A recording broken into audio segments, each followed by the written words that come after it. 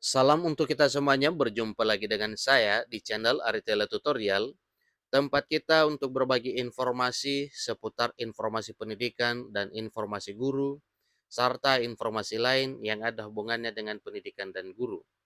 Pada pertemuan ini, saya menyapa Bapak Ibu honorer setanah air yang selalu setia melaksanakan tugas tanpa mengenal lelah, sesuai dengan bidangnya masing-masing di instansi pemerintah pusat, demikian dengan instansi pemerintah daerah. Saya yakin bahwa seluruh Bapak Ibu honorer selalu dalam keadaan sehat walafiat. Pada pertemuan kali ini ada satu informasi penting yang perlu saya sampaikan kepada seluruh Bapak Ibu honorer terkait dengan pengangkatan honorer menjadi aparatur sipil negara di tahun 2023 tahun ini. Sebagaimana yang telah banyak beredar informasinya bahwa sebelum November 2023 tahun ini, honorer diangkat menjadi aparatur sipil negara, baik status PNS maupun P3K. Nah, Bapak Ibu, tentunya yang kita harapkan di sini bahwa apa yang telah diprogramkan pemerintah dan didukung oleh DPR RI segera ketok palu, kiranya pengangkatan norma menjadi ASN ini dilaksanakan di tahun 2023 tahun ini, tepatnya sebelum November 2023. Nah, Bapak Ibu, informasi terkait dengan hal ini, simak informasi ini sampai selesai, jangan ketinggalan informasi, dan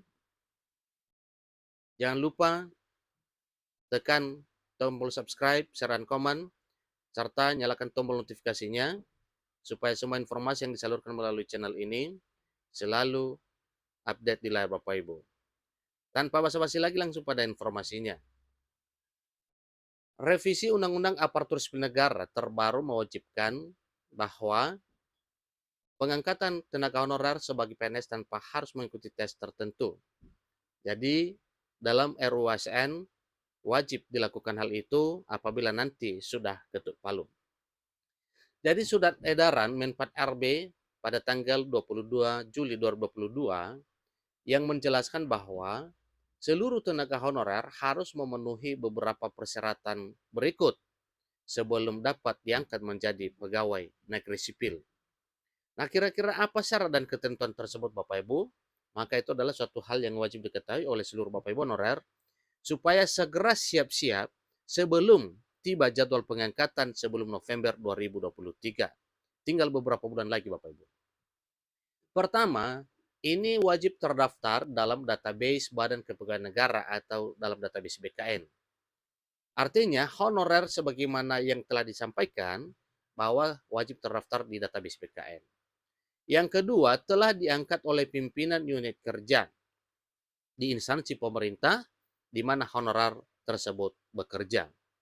Yang ketiga, honorer atau honor yang diterima sesuai dengan mekanisme pembayaran langsung dari APBN atau anggaran pendapatan dan belanja negara, serta APBD atau anggaran pendapatan dan belanja daerah. Nah, tentunya apa bedanya APBN dan APBD, Bapak Ibu? Tentunya jika honorer bekerja di instansi pusat, maka sumber honor atau penghasilannya dari APBN, dan apabila di instansi daerah, maka penghasilannya dari APBD. Kemudian berusia minimal 20 tahun dan maksimal berusia 56 tahun. Poin kelima, bidang-bidang yang bisa diangkat menjadi pegawai negeri sipil tanpa tes tertentu. Berikut ini adalah bidang-bidang yang bisa diangkat menjadi pegawai negeri sipil atau bisa diangkat menjadi PNS tanpa harus mengikuti tes tertentu, asalkan memenuhi persyaratan yang telah disebutkan sebagaimana tadinya. Pertama adalah honorer di bidang pendidikan. Nah, tentunya ini honorer di bidang edukasi atau di bidang pendidikan ini menjadi perhatian penuh pemerintah karena memang tanpa pendidikan di negeri ini maka jelas negara ini lumpuh, Bapak Ibu.